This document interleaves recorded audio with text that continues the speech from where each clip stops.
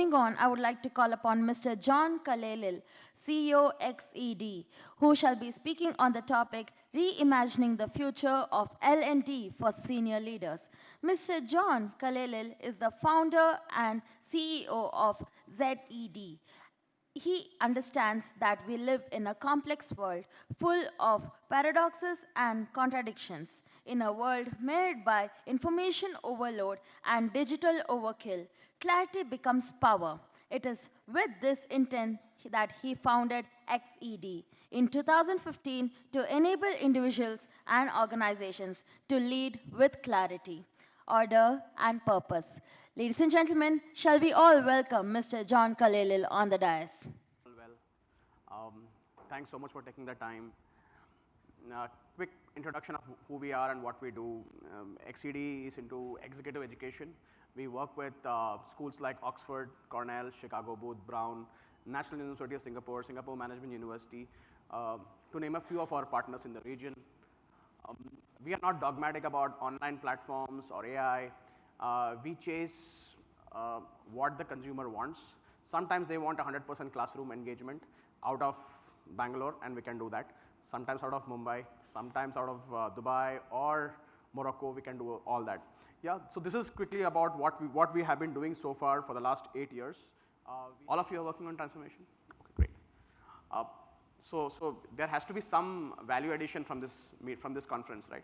So one thing is transformation. The word transformation is old news. The new word that you should probably take back is convergence. And we are not, so it is not, when we look at specific sectors, they are converging at an extraordinary pace. That is what I want to leave you with. Anyone in banking sector? Which bank do you belong to? We're the investment banking software, so we work for something called Citibank, Standard Chartered, BNP, Dexia. Superb. Sorry, what's your name? Archana. And Archana, where do you work for? Swiss Tech Partners. Swiss Tech Partners. Another banker? Axis Bank. So there's Nusrat from Axis Bank, traditional bankers. And did you hear what she just said? She's not, I asked for banking sector, and she's saying that she is developing technologies for the banking sector.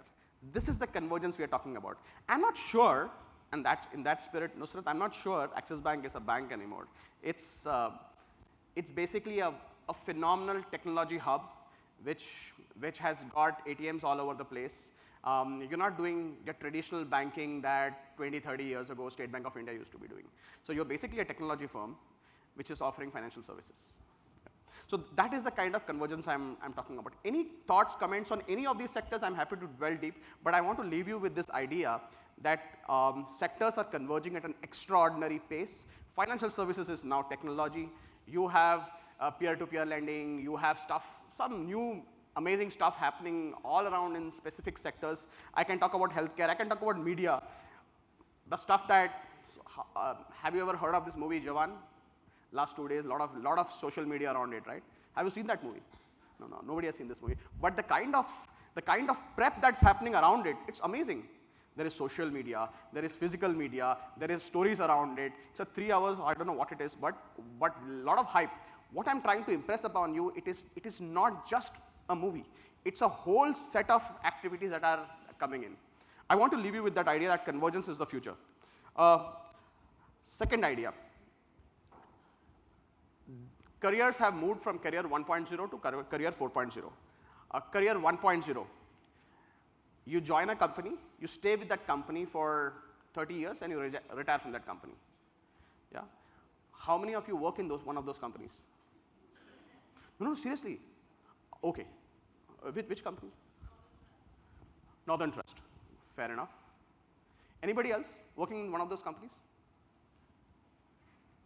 I know a lot of people working in those companies. One of the largest employers in India is the government sector. Yeah, so if you join a government, if I am an IAS officer, I will be an IAS officer for the rest of my life. I'll retire with a big home. Yeah, that's how it works, right?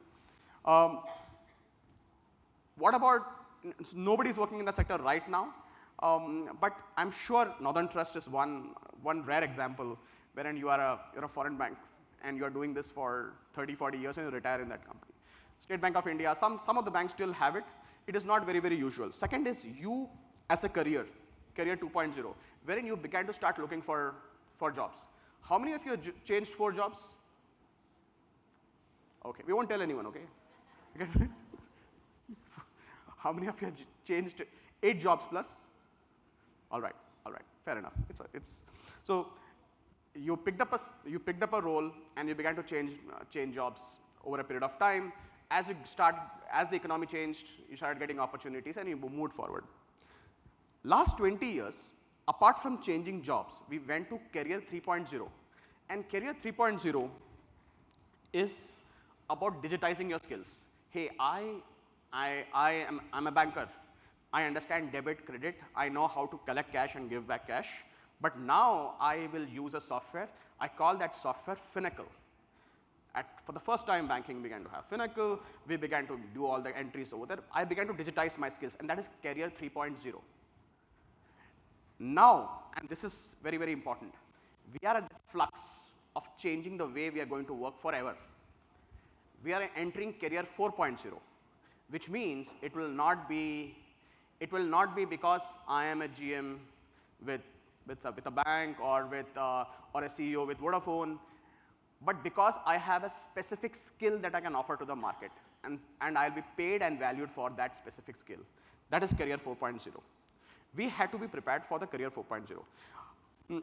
Quickly, some frameworks. I just want to leave you with this. I want to simplify things like we don't see there are a lot of buzzwords around AI, and let's simplify this to something even more basic. And I'll talk about it in a bit. What are the greatest challenges of being in HR today? Let's engage. A, cope with digital transformation.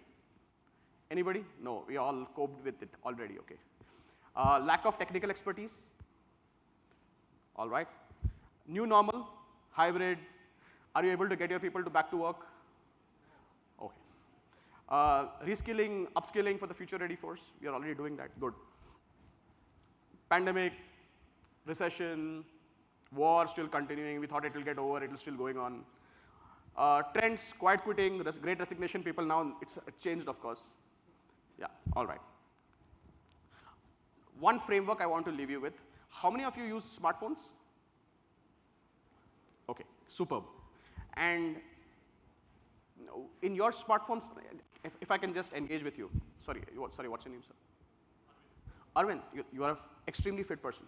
Yeah. So in your smartphone, how many calories did you burn today on your watch? That's fine.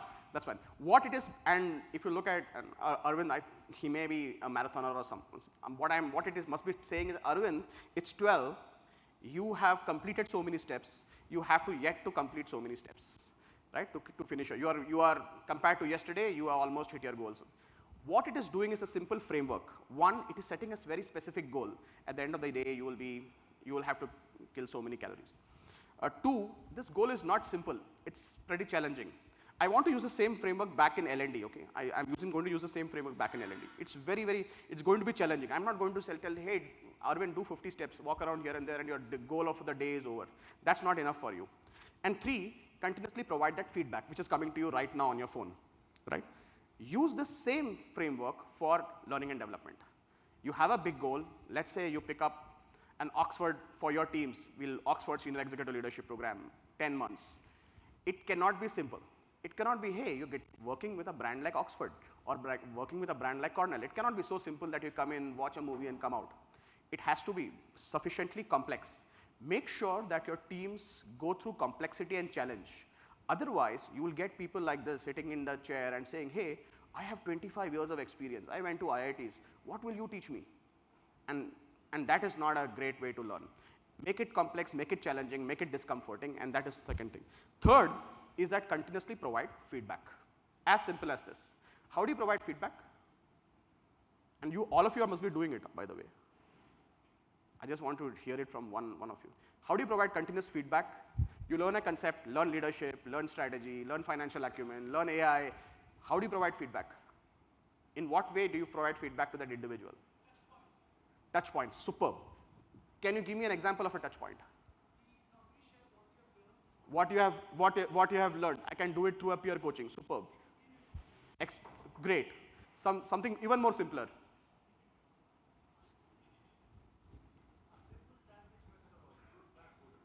Good, bad, good, fair enough. How many of you are coaches within the organization, outside the organization? Coaching is a form of feedback, right? There are 6 touch points. You have a framework. You're coming back to the coachee with saying that, hey, this is what you are doing. Give that feedback. I just want, so broad framework. Everybody, this is a billion-dollar industry. If you use a framework for anything, use it for L&D, make a big goal, make it very, very challenging, continuously provide feedback. Coaching is an example of mentoring is an example of feedback. You can, when you measure 360 before and after, it's a measure of feedback. But as soon as you start submitting feedback, you will see improvement. That's the only way. That is what your smartwatch is doing for you right now. It's continuously providing, monitoring and submitting feedback. So you know how to get better, and you're going towards a goal. One last comment on this, and I won't take much. This is a program that we do with the government of Maharashtra. But a comment is this: we are very good at measuring outcome goals. Did I lose weight? Did I be able to do the marathon? All those are great concepts. But we are very poor at measuring process goals. The idea is not to just focus on the outcome, but to focus on the process. Use the same methodology with learning and development as well. Yeah. All right, I'm just going to move.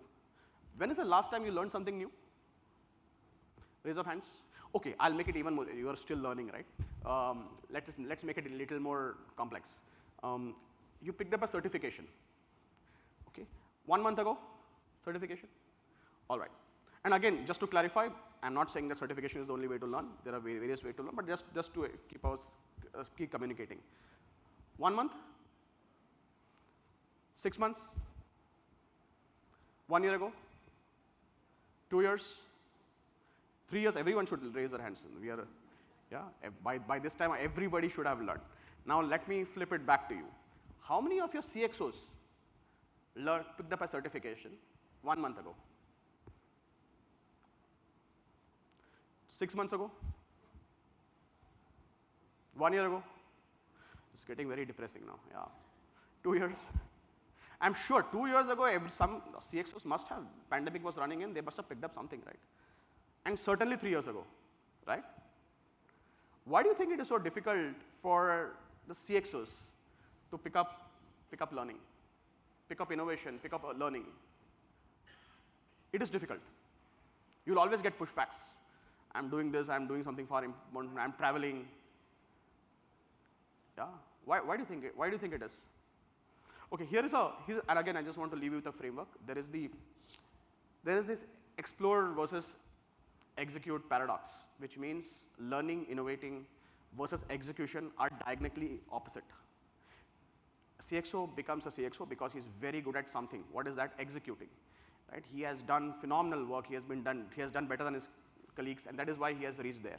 So he's very good in executing. And some people who are very good in executing cannot innovate. It's in their DNA. Agree, disagree. Disagree? Who disagrees? And I'm willing to take a disagreement also. Anyone? All right. Why do you disagree? It's dependent on the individual. Correct. Highly dependent on the individual. Agreed. Individual is equally focused on both the directions. I think it's possible, and that happens primarily by proper delegation. Agreed. I go back to Nusrat. Nusrat, you have somebody in your audit team, right? Audit team, the chief of audit. All he has to do is to get his audit right. He cannot, and what he cannot do, he cannot innovate. If he innovates, he will go to jail. Because that is what his role is. Correct.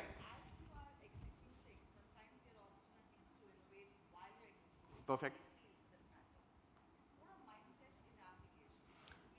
Agreed.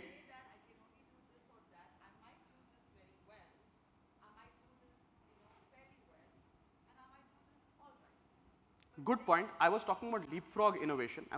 See, micro innovations are always happening. Human beings always create efficiencies. So that is always happening. No, no, no. Not about the rocket. Let's say, for example, thinking about ways to create efficiencies through peer lending or something like that usually doesn't come from the audit person.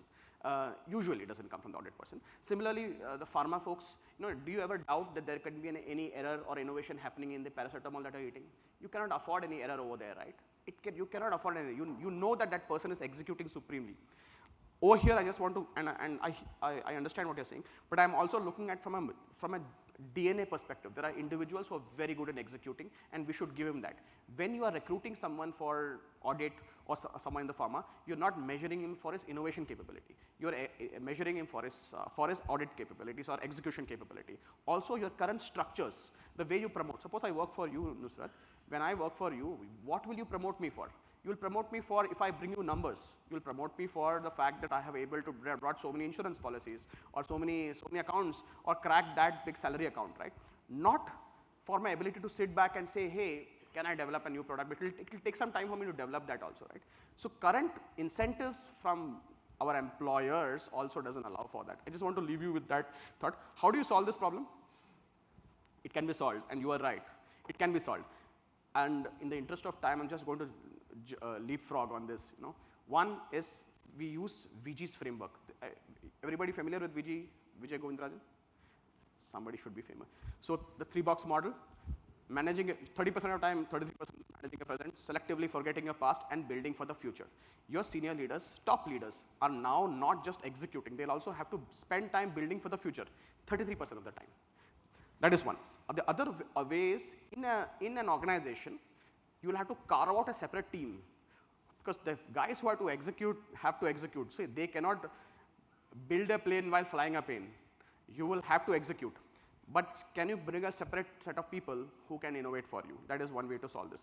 I'm just going to skip a couple of things. I just want to leave you with CXOs need to have T-shaped skills. You already know this. We heard a lot about AI in the morning. I want to push back on a couple of thoughts. One, nothing can beat experiential engagement like this. For example, meeting you folks, engaging, discussing, saying no, hey, I don't agree. That is high quality engagement. Otherwise, we would not be meeting over here, right? We would be meeting over a virtual conference or something like that. So there is value in meeting. That is one. Second is AI, and I want to quickly just reproduce what my professors told me. AI is offered by only three or four entities. One is, which one is that? OpenAI. Anyone else? Any other company? Remember? Google. One more company. Microsoft. Everything else is byproducts, which can be created plugins and all. AI is right now. Tomorrow will be there. Tomorrow something else will happen. But it is here to stay. It will change the way we are doing business. What it means is that when you build your teams, or when you recruit, or when you reward people, reward them for power skills. And these are the power skills. How many of you are familiar with power skills?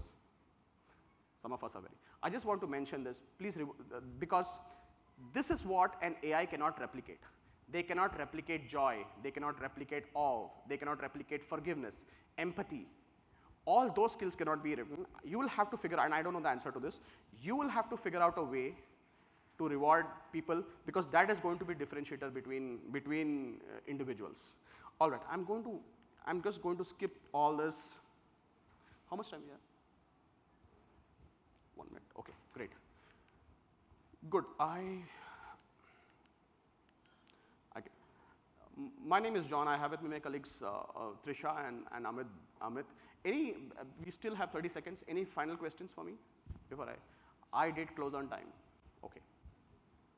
Anything for me? Great. It was great meeting you. I'm around. If you have any questions, please reach out to me. And thanks again. Wishing you a good day. Bye-bye.